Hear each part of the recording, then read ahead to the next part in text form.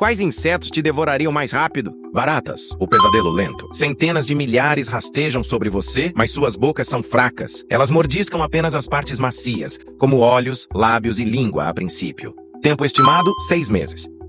Formigas de fogo pura dor. Milhões te atacam em enxames, injetam ácido enquanto suas mandíbulas arrancam pequenos pedaços de carne viva. Sua pele desaparece camada por camada sob uma maré vermelha. Tempo estimado, 2 meses. Larvas de moscas, o liquidificador biológico. Elas não mastigam, elas dissolvem. Liberam enzimas que transformam seus músculos em uma sopa líquida, sugando tudo até que seu corpo derreta em uma poça borbulhante. Tempo estimado, 10 dias.